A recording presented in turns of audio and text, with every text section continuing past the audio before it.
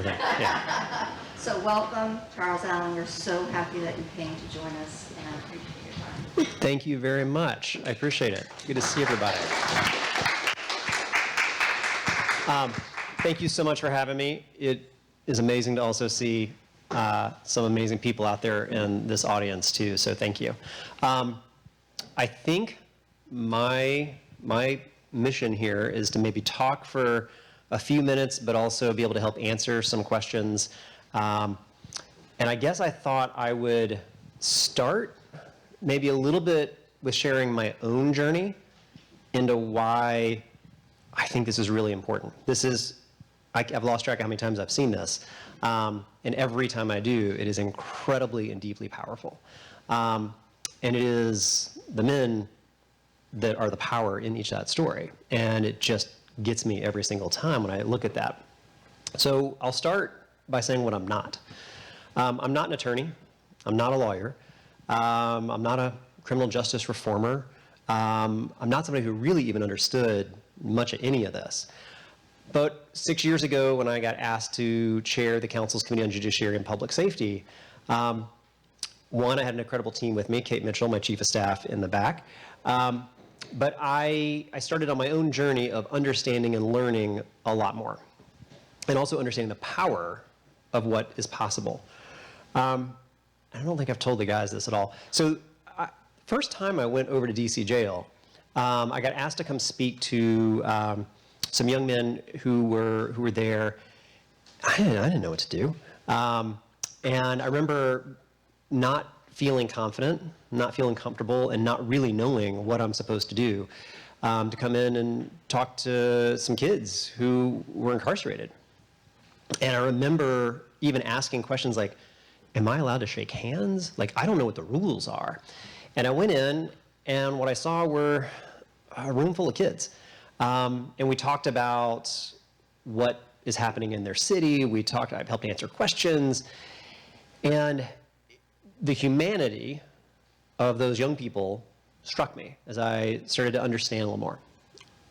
I think it was the same trip. It might have been a slightly different trip. But another time I go, I am taking a tour inside the DC jail, and I thought it was really cool, as I'm kind of a library and book nerd. We opened up a library branch in the DC jail. And so I go in, and they're giving me a tour, and while I'm there, they say, we want to introduce you to somebody. And they bring over Joelle Castone. And that's when I met Joelle for the first time, and saw the humanity of this person. Many of you in this room know Joelle Castone, who eventually fully came home, became the first elected ANC commissioner in the District of Columbia as a he was incarcerated when he got elected, which is the first time that ever happened. And then when he came home, he just moved to an apartment across the street and continued to be just a powerful voice. But then I started to get to meet more and more of the men who were coming home through IRA. And it was learning about them and their power and their story, and seeing what I believed was just absolutely wasted potential, wasted opportunity, wasted life, that we had the opportunity that some individuals could petition through the courts and be able to come home. And I think, as you all hopefully took away from this film as well, have an incredible amount to give to our city, to our young people, to help solve many of the challenges that we're facing today and will continue to face. So that was a bit of my own journey as to where I then became somebody who was looking to help think, how do I, in the seat that I have and the power that I'm given, how do I get to help change the way in which our system works and really understand the harms that are caused, and really try to think about how do we help change and reform our system, and how do I see when somebody has so much to give and has so much power, and these themes of redemption. One of the things that moved me a lot was talking to a lot of people who talked about their deep, deep desire to heal the harm they caused. Weren't ignoring the fact that harm was caused, owned the harm that was caused, but said, I want to heal the harm. And I can't do that sitting in this jail cell. How do I help heal the harm? That to me is a really powerful ownership of past decisions and recognizing that we are so much more than the worst things we ever did, and that we are able to have a redemption story about what it is that we are able to accomplish and what we can give. And that to me was just deeply powerful. So what I found as I went on this journey was also understanding other people just like me. Wanted to kind of figure out, how do you have a fair system? How do you have something that works? Not knowing a lot about it, frankly. But every single time, someone got to actually meet one of these men, got to meet the human being.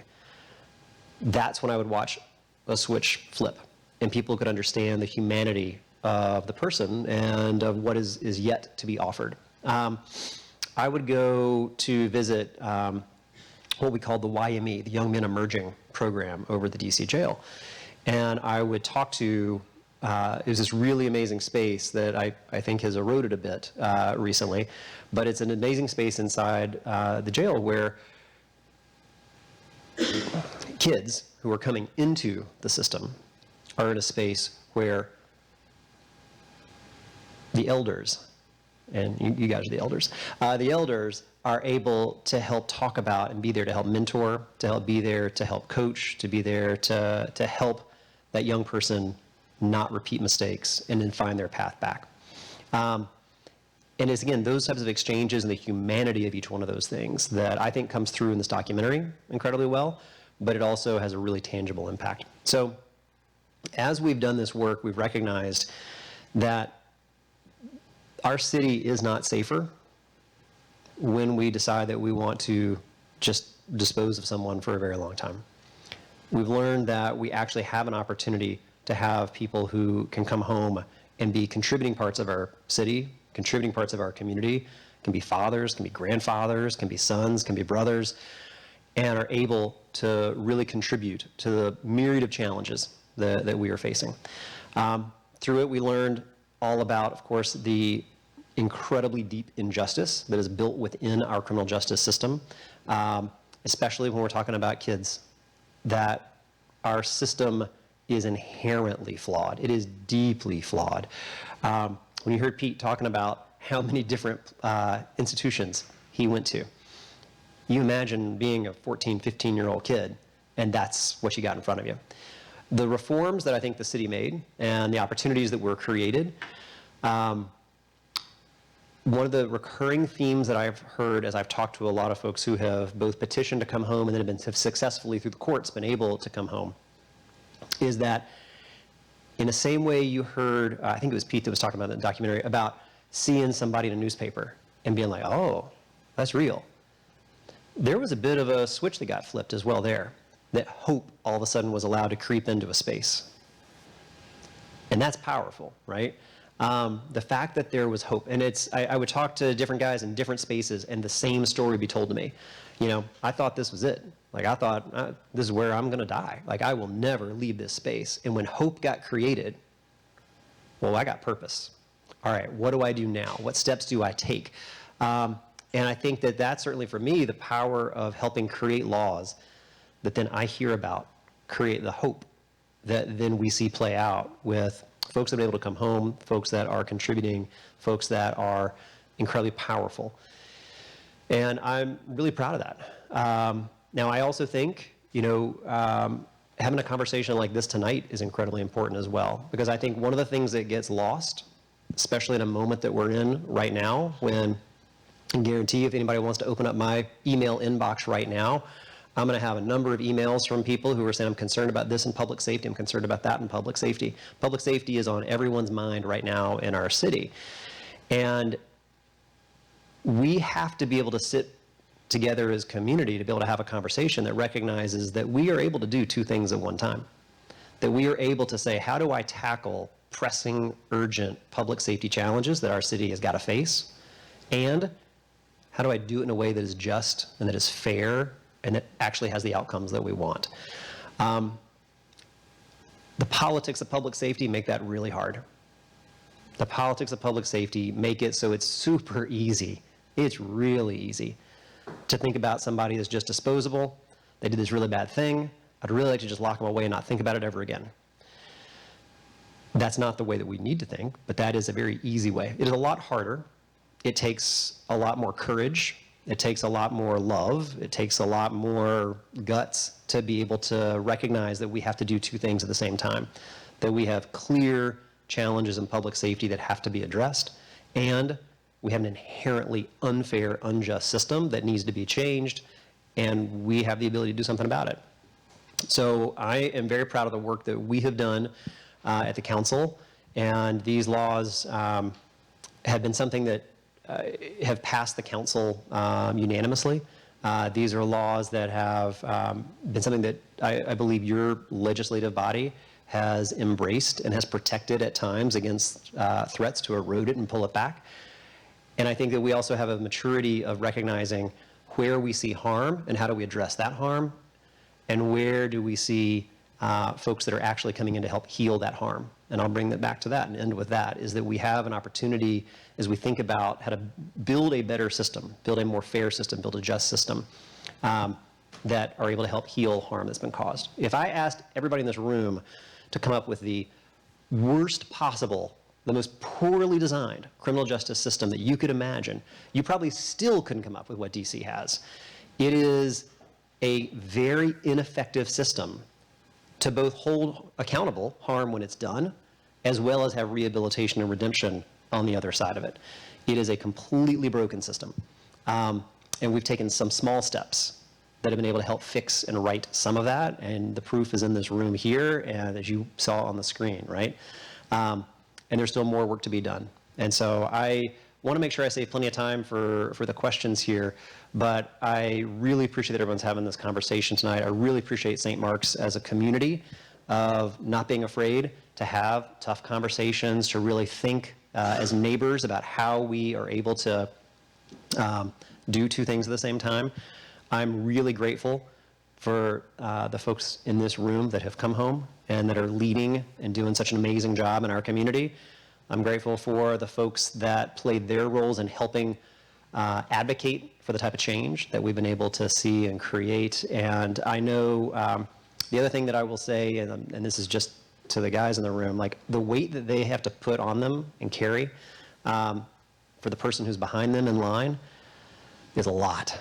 It's not fair, but it's a weight they carry. And there's not a single guy that I've seen that hasn't come home that has not said to me, I'm here, but I'm thinking about the guys that are back there, and I'm trying to think about how do I both set an example to help make sure that other people understand what change we're making, but also I owe it to them to get them home too.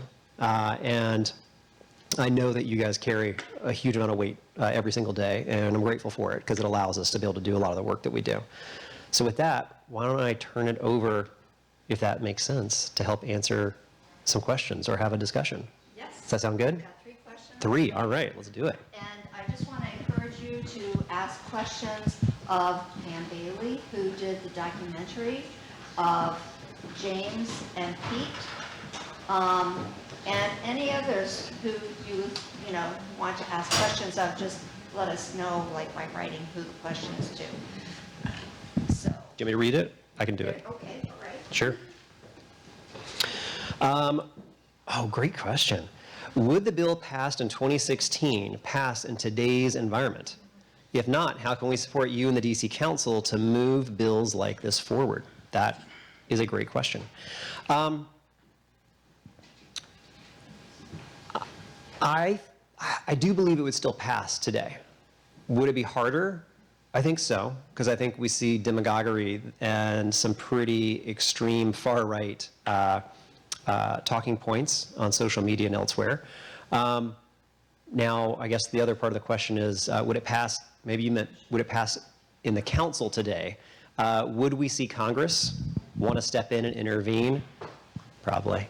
But one of the things that helps ground and talk about this is when we actually talk about the successes of the individuals that have been able to successfully petition and come home.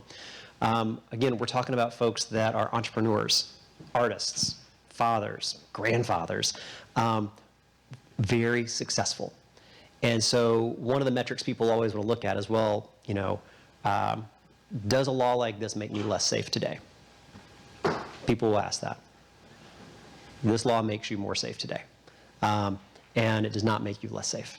And that, to me, I think is part of what we have to look at and evaluate as policymakers. But I believe that this council would do that. To the point of how do we help support the DC Council, I think when we're working on legislation like this, or when we're working on changes like this, I do think, because the nature of the job is that you frequently will hear from people who are against something more than when they were for something. So I do believe that when you see change like this and change like this that's possible, being able to help let your elected officials know, we got your back.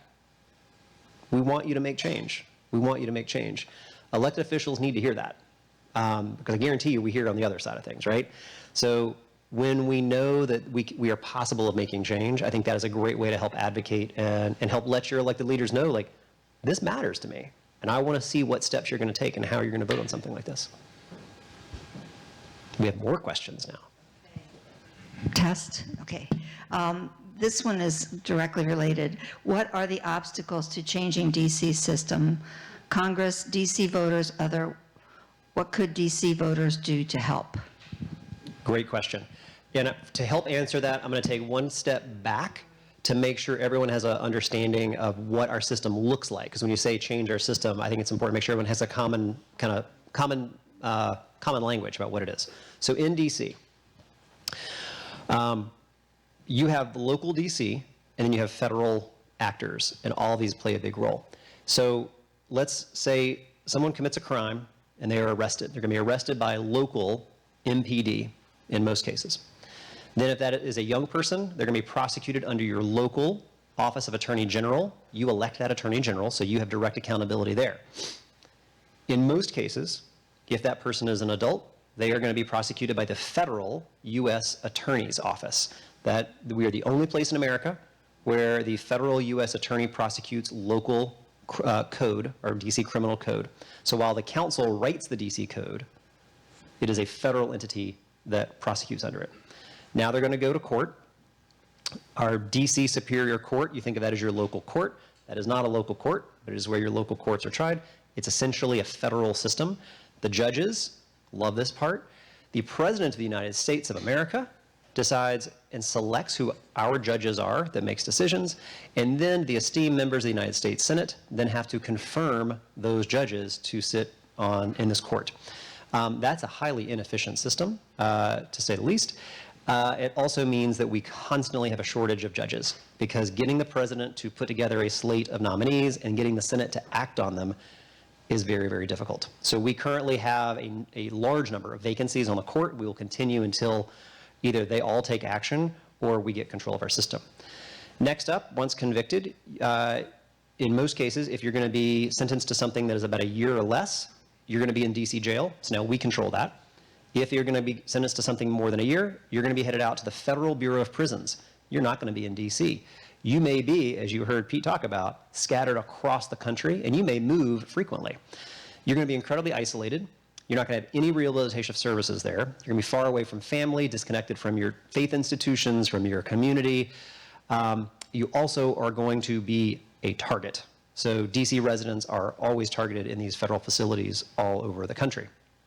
Now, you make it through all of that, and now you're going to come home. In many cases, the Federal Bureau of Prisons will send you home to the district with no advance notice, no advance warning. Oftentimes, you're just here. Not connected to services for housing, not connected for mental health services, job training, anything else. Now imagine it's been 20 years, right? So one of the things we advocate strongly for is getting our DC residents to come back to the DC jail, if we could, 6 months or a year before that release date. I think it was Pete who said this in here, like, once I got there, I got connected to services, got connected to resources, got connected. They're still not as great as they could be, but they're a heck of a lot better than you'll find in the federal BOP. And so having those becomes a lifeline, so that once that resident then does come home, they have a much greater chance of success. So how do you help advocate for change? We need Congress to change things. We need control of our system. And then when you heard a lot about IRA, that's but also one other quick thing.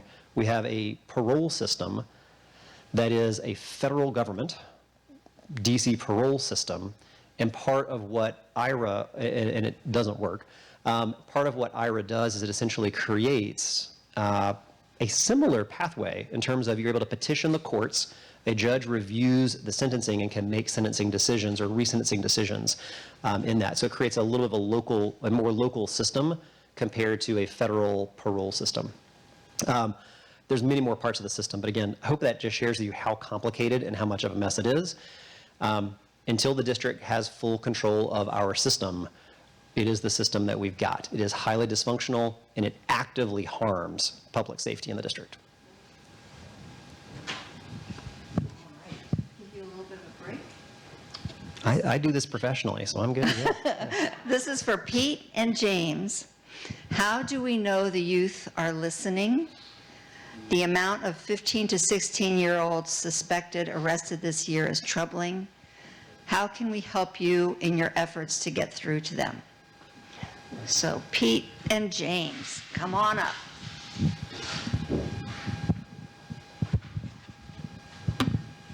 going to give you the mic.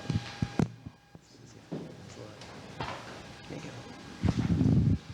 I'll pass the mic to Pete. First, I'd like to say thank you for showing the documentary. I appreciate you because I think this is something that I think all district residents need to see so they get a better understanding because, you know, all we see on the news is certain elements of what's going on, but we don't see the harms that's being caused. Can you repeat? Yes. How do we know the young people are kind of getting the message when we're seeing them commit crime? How do we know? How do we know the youth are listening? The amount of 15 to 16-year-olds suspected arrested this year is troubling. And how can we help you in your efforts to get through to them? One of the things that I always try to do, all of us, it's a lot of us guys in here, a lot of us work with inside of the DC justice system. If it's reentry for adults, it's reentry for kids. So one of the things I always try to do with my youth, I always try to tell them my story and give them an understanding that your life is still ahead of you. It's always a way for you to make a U-turn. So it's very hard. I wouldn't say it's easy when you're working with kids that age because you got to deal with so many other different peer pressure. You got to deal with social media. Then you got to deal with the environment most of them come from. And when I say the environment, not just the neighborhoods, but their households. So are they listening? I believe a lot of them do listen. But it's hard for them to listen when they got to go right back home to the same environment. Well, I would give you a prime example. You could have a kid go to school every day, never been involved in the justice system, but he may come from a neighborhood that's having a problem with another neighborhood. So this same kid never been in any problem, never been in any trouble. He go to the bus stop every day. Those kids ride up on him and see this kid. They want to do something to this kid just because he's from this neighborhood, but he's not a part of anything that's going on. So now you got a transition within the kid, like, I don't want nobody to do nothing to me, so now I want to get a gun. So I want to protect myself. So now this kid feel as though he got to protect himself, but he's not a hardcore criminal. So it's so many different elements of trying to help the kids, but we also got to help the families. We got to help the neighborhoods that a lot of them come from. So we try to put all invest, the guys like myself who just come home, we all try to talk to the kids, you know, get a better rapport with them so it'd be easier for them to listen to what we're saying because they respect us, but also we want them to respect, but more so we want them to be able to take what we're saying. Instead of us planting seeds that's going to grow years later, I want to plant a seed that's going to grow right then and there. So it's hard, but it's definitely working. Mm-hmm. Here. Just, if they feedback if they're too close. Okay, I'm sorry. I agree with a lot of, most everything that Pete said. For me, as a mentor, dealing with a youth, I work in the schools too, in middle school, so we try to fight the battle on different fronts. The middle school kids, you could kind of, at the school, they appoint kids to us that are deal with behavior issues, attendance, and grades. So, you know, you dealing with a kid that's maybe 14 or 13. It's not really no need for me to tell them that I've been incarcerated or anything like that. I'm just dealing with them as an older guy, an old man to a teenager. So, just trying to help them learn how to think in regards to, you know, keeping their humanity intact as a young person, because coming through the neighborhoods, like even where the school, one of the schools is located, it's a lot of trash in the neighborhood and stuff like that. It's an attack on their psyche, seeing the poverty in the neighborhood and things of that nature. It kind of robs them of their humanity early. And like people was talking about, just trying to survive the dynamics of the different neighborhoods. They kind of, the same as it was when I was young, you kind of join the gang culture for survival, you know, just to feel safe. You know, going to school alone like that might be dangerous. In terms of how do we know it's working, when I go into the juvenile facilities and I'm dealing with an incarcerated youth, now it's time for me to tell them I've been incarcerated and things of that nature. Those kids are more receptive to the deterrent message that we have about us doing 20, 30 years. And I can tell them I did 24 years. They be like, "Damn, you did 21." I'm like, "Yeah, you can do it too." You know what I'm saying? If you keep doing what you're doing. So just dealing with them. But also the reality of their neighborhood when they come home, it kind of blurs the message. But we also see them at DC jail. And when you meet that same kid that didn't listen, and they knock on the window and they be like, "Mr. James, man, I should have listened to you." You know what I'm saying? So the message get through there. So it's a mixture of consequences, accountability, and opportunity too to realize a different future. But those messages do hit. It's just what circumstance their life find them in.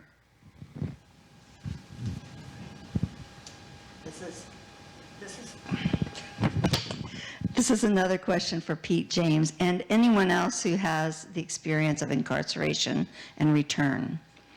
What services in or out of the system were most impactful to you?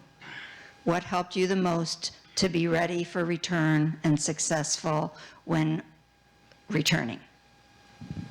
I would say for me, one of the first service that I did have, because as we spoke of the IRA, once it was brought forth, it was hard to really get lawyers, because you got a lot of guys who just don't have lawyers. And I was one of those guys. So one of the first services I had was Campaign Fair Center for Youth. They was the first people to reach out to me, and I talked to them about my lawyer and things of that nature, my problem. So they helped me when I first came home. Neighbors for Justice was another organization that always was there. And Break Free Education. They did something that I really think that all of us as individuals should do. Because you got to remember, when you go to prison as a 16 or 17-year-old, we didn't have computers and things of that nature. So, and when you're in a lot of the institutions that you don't have access to any of those things, you don't know how to type, you don't know none of those things. So that's some of the benefits that guys like us who went to through DC jail, it was a chance for us to learn those skills before we came home and get into the workforce. But I would say campaign, J&J monitoring, it's a lot of host of organizations, Free Minds, a lot of these different organizations that we do deal with within DC society. They was there for us to help us. But I would say the Campaign for Citizens Youth, they was there from day one, even when no one was there. Yeah, I think the most impactful thing that was done for me since I've been home was mainly organizations that help with rental assistance, because coming home, trying to have housing and trying to save money and things of that nature. So when I was able to have rental assistance, it helped me be able to save more money and, to be, more self-sufficient. When I was incarcerated, I think just my family's love and support probably was really got me through. It helped me be optimistic, want to be It escapes me. Do you remember which ones it was? I know. CFSY, Campaign Fair Sentence of the Youth or Juveniles. They definitely was there for us with rental assistance, things of that nature. Free Minds Book Club. Yeah, so those type of things are really helpful for a person that did over 20 years or 2 decades in incarceration, because it's very expensive in this city to live, and we want to be able to vote too. You know, we don't want to move out Maryland, so we want to keep our power. So now we just, like a lot of people say, why do I live in D.C.? But I just want to maintain that vote. You know what I'm saying? To hold people accountable.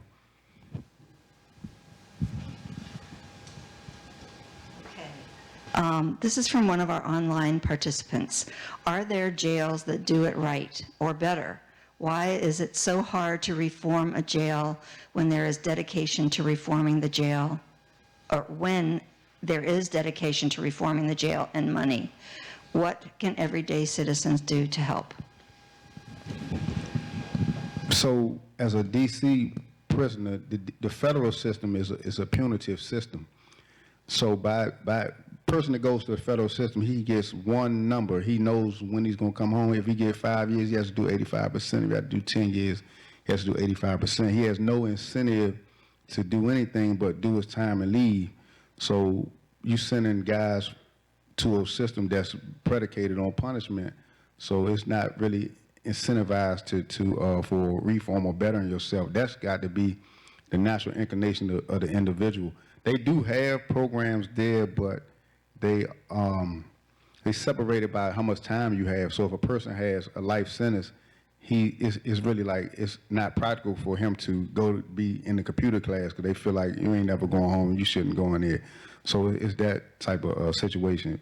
But the ideal prison would have to be home rule, I guess, like based in like a DC structure by the citizens and what we desire to have for our neighbors when they come home from prison. Like, who do we want to live around? So if we know they got to be there, we can kind of tailor the system towards building these people, making them whole, so when they come home, they could be productive members of society. And one of the things I wanted to say, Mr. Allen spoke on it, and that's bringing the guys back before they come home. Because I'll be the first to tell you, DC jail is not perfect. But one thing DC jail has that a lot of places, a lot of us been, don't, they have an educational system, and they got a real good programs that really help guys when they come back.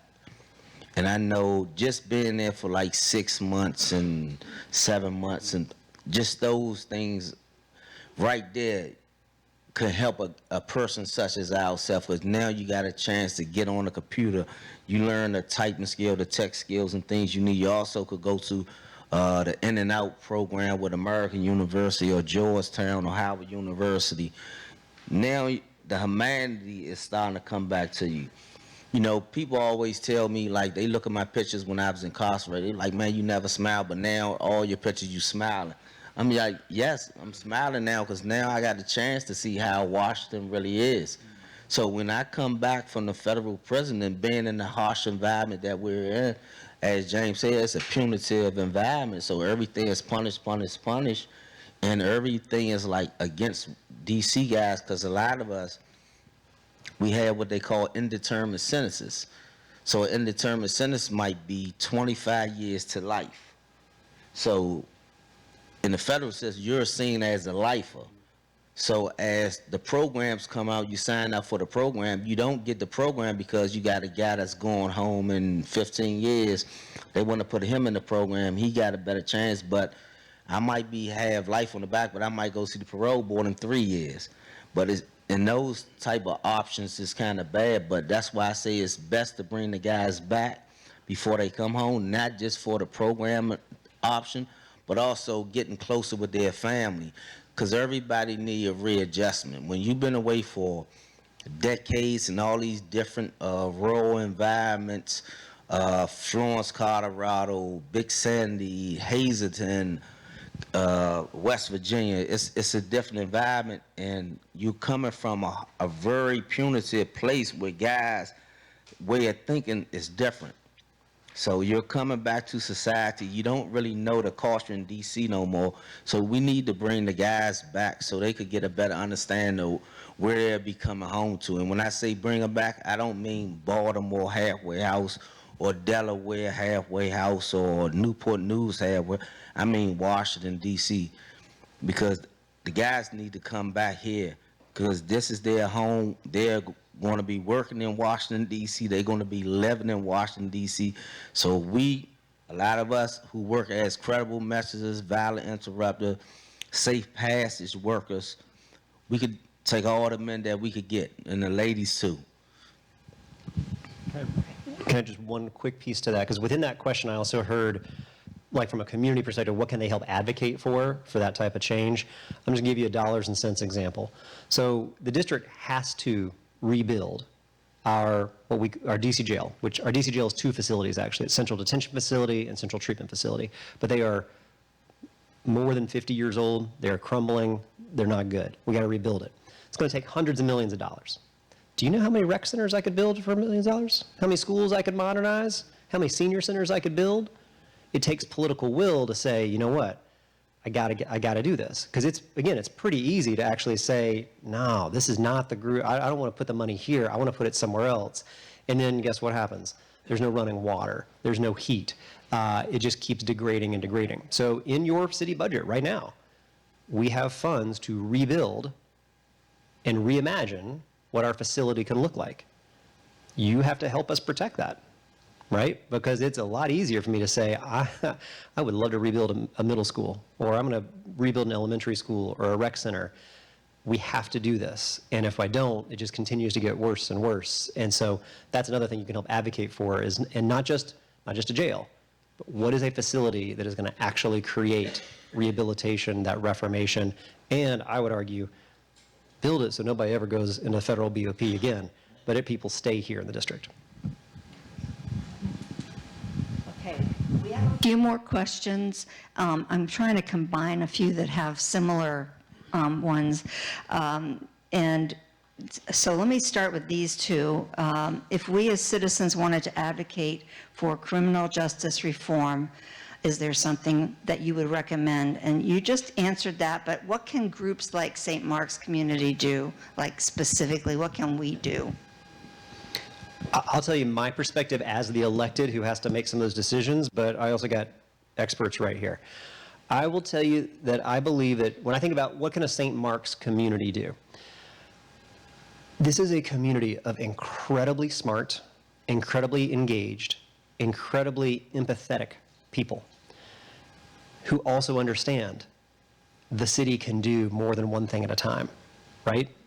We are in a moment when people want to reduce every really thoughtful, nuanced conversation into a quick soundbite and an attack ad. I think that as a community and as residents, we can say, listen, I want to know what are you doing to help address public safety in my community right now, and what are you doing to make a more fair system that folks are going to come home and be successful and stop these cycles of violence. You can do that. We can do that. And I can tell you, as the elected, I need communities that aren't afraid to have that conversation, that aren't afraid to be able to say, I know we can handle both those things at the same time. We are mature people, we are serious people, and we can do that. That to me, especially in the environment we find ourselves in right now, is crucially important. And that's not just telling your council member. That's talking to our neighbors, talking to our community, and not letting anybody get away with cheap shots and reducing a very complex conversation down into just a soundbite they want to throw on Twitter and get a bunch of likes.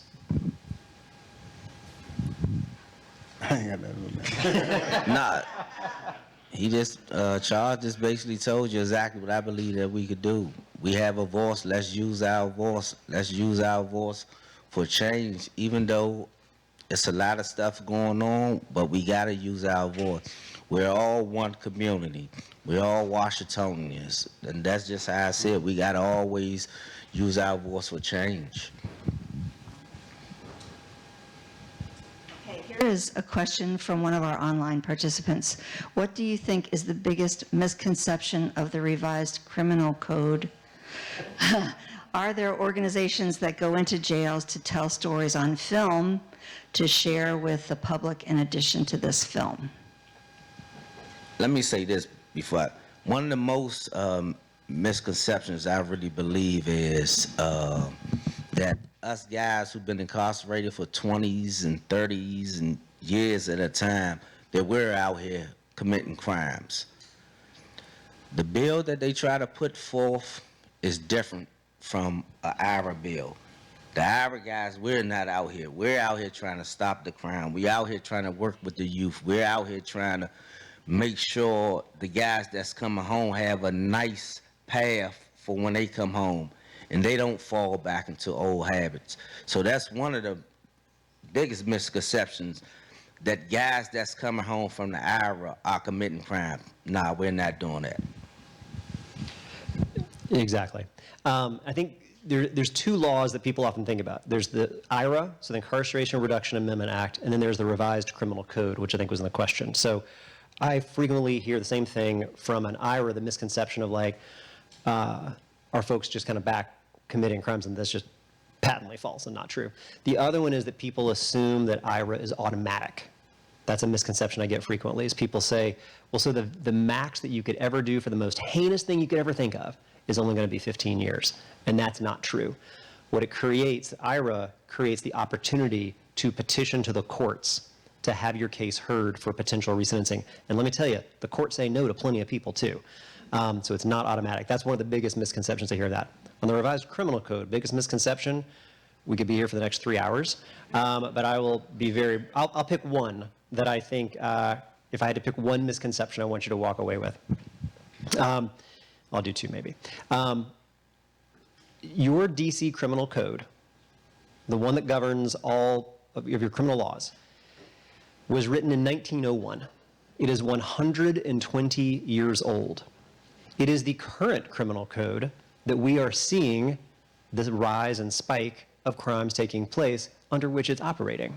So if you think today's criminal code is working out for you so well, it's not. So the criminal code reform that we tried to pass that Congress overturned would have actually made our system both more accountable, so that judges and juries, when harm is done, could help hold people accountable, and be much more fair in the ways in which justice is given. I don't think that was there, or people understood that. The other piece that I hear all the time, and perhaps it's because a certain someone who used to be the Speaker of the House grabbed a microphone and a bunch of cameras and told people that DC was legalizing carjacking. That's just insane. What the Revised Criminal Code did was change in many other states in our country. They don't even have a standalone carjacking statute. It's considered under the robbery statute. In DC, we actually have both robbery statutes and a carjacking statute.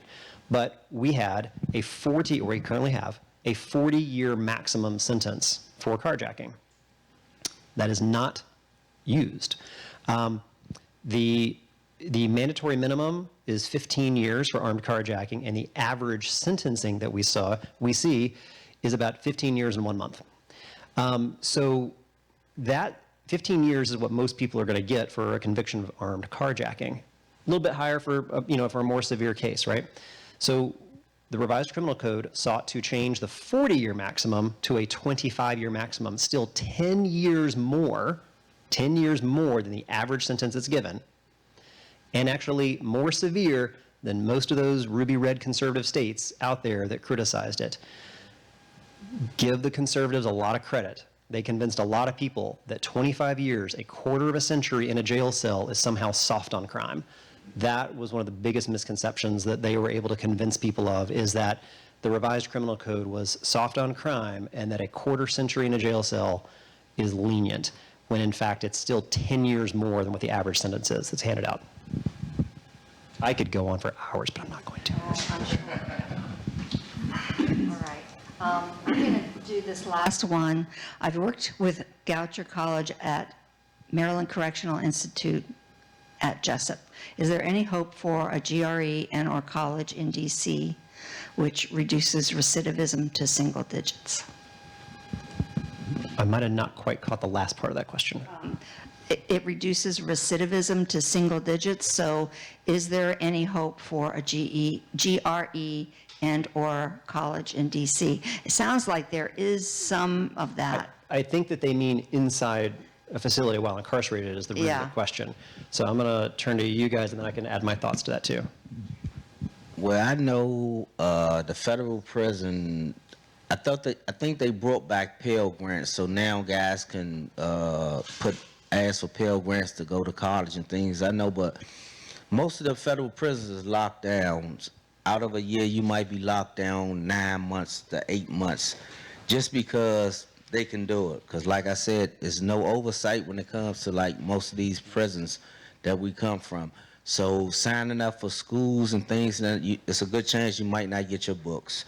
So it's so many different elements to signing up for school, but I don't know any colleges that's inside of the federal prison where most of the guys from D.C. be at. But I'm pretty sure like some of the other guys, they may know a different college, or, that probably in the side of like the Federal Correctional Institute, the FCIs, where a lot of us guys from DC, it's a hard chance for us to get there. But I don't know any type of, none of the penitentiaries that have college where courses where as though people can come in and basically teach you face to face. I think you saying something about California. Yeah, I mean, some of the federal prisons probably have, colleges that's, radically reform agendas to make sure that the prisoners can have access to education, but it's very far and few in between. But it just goes back to us having our own prison system, that we can really control and guarantee that for guys to be a part of public safety, because it'll be a deterrent for crime if we can educate people. So the theme that I hope everybody hears in that is there's nothing in the federal system. There's nothing there, right? So when we lose our residents, we're the only place in the country that does this, where our residents are shipped off to federal BOP facilities scattered across the country. Why in the world do we think that it would ever be successful? It never will be. So there's no amount of like, let me try to reform a federal BOP system. I just don't think that is ever feasible. It will never happen. That is why we have to have DC residents never enter the federal BOP facility in the first place. We have to have folks be able to stay here. And when we have to have secure detention and when we have to have a jail space, then having the DC jail, because we actually do have, some of your DC universities have partnerships with our jail. We have people who are incarcerated taking college classes. We have folks that are earning degrees and credits. That is what creates the educational opportunity and then creates the hope as well of what's on the other side. And so I would say, again, you want to help fight to never let somebody get into that federal BOP. We need to have a system that is the district's system that we can control and that you get to help hold us accountable. If we're messing it up, you get to help hold us accountable for it. For all the atrocities that happen in federal BOP, we got nobody. I don't have a senator to call. I don't have a member of Congress to call. You certainly can't call the council about that. That's why having local control of our system is so important. We just got a really good one here from online. Are there any restorative justice programs in the DC court system? Yes, that focus on healing the harm caused by crime rather than punishment. Yes, there are within the courts. I would single out actually one in the Attorney General's office. So in the Office of Attorney General, we actually have a pretty robust restorative justice program. Now, the way it works is that both, like the victim, and this is where we always try to take a very victim-centered, survivor-centered focus to something, right? That victim of that crime has to be willing to go into that restorative justice space. And it is an opportunity to be able to bring the person who committed the harm and the person who was harmed together to see if they can find that, what does restorative justice look like? I learned this along the way, and I say this as somebody who, I'm the victim of an armed robbery. I have a gash down the back of my head and a scar that I'll carry forever. Justice to me maybe looks different than justice to you. And I can also tell you justice to me 6 months after that happened compared to 6 years after that happened also looked different. We don't ever get to say what someone else, what some other victim, what justice means to them. So having a victim-centered perspective of what justice means is very important to that healing process when harm does happen. And we've invested significantly in the Attorney General's office to be able to have that opportunity. And the success rates that come out of that are very, very good when they're able to bring together the person who committed the harm, the person who was harmed, and find that pathway towards what justice looks like for them. It's a very successful model here in the district. It is not the right fit for every single person, but for the cases where we do use it, it is highly successful, and I would lift that up as a great example. We did have Seema Gajwani, Seema, S-E-E-M-A, Gajwani, G-A-J-W-A-N-I. She is the attorney that heads that up. You can look her up on YouTube, and in the most recent version of what she presented on YouTube, she said that they have now had about 250 cases. Only maybe 2 or 3 of those were not successfully concluded with the victims and the perpetrators of the crime. So that's 247 youth that did not end up in jail because of that effort. So I would just really advocate for that. I do have one more comment. Yeah. I just want to add, sort of building off of this, very few of them involve violent crimes, my understanding is. And that's actually, I wanted to mention to you, we just launched a podcast called Voices Unlocked. If you go to YouTube, or you can go to Spotify or Apple and you search Voices Unlocked and More Than Our Crimes, because there's another one that's named similarly, you'll find it. And what's special about it is that we feature a voice from inside prison each time. And that's the mission of More Than Our Crimes, because they feel very invisible. I mean, you mentioned the fact that they're spread all over the country, and this is a new group of voters. But one of the reasons why they don't vote, they don't want to register, is because they don't feel like it makes a difference. And so one part of helping them feel like they do is helping them bring their voices out so so they feel like they're being recognized. It shouldn't be just a one-way thing where they vote. You should recognize them. Council members should recognize them and seek their opinions out. And so this podcast is special because I actually record an interview each time. So the quality is not the best. You can't see them. We have a picture. But it's really important that you hear from them inside. Now, there's an episode that we'll be uploading pretty soon that builds off this restorative justice idea. It's sort of special because the producer of our podcast is a woman whose husband was murdered by a 15-year-old. So she's a victim, but she believes in restorative justice. She believes in second chances. And so on this one episode that will be loaded in the next, say, 2 weeks, we have her as a special guest, along with a recently returned citizen and somebody in prison who leads a victim impact class. This is something that prisoners are doing for each other, where they try to encourage each other to not only think about the direct victim, but all the ripple effects that their crimes have had. And so I think you'll find it a very provocative discussion, and one we don't have in this community. I think in the public safety discussions, there's only certain people at the table, and we need to try to bring these hurt people. Can we bring those sides together in a conversation? And that's what this podcast does. I hope you look it up. Okay. Thank you all very much for coming. I would like to ask that we give a big hand of applause to everyone who participated.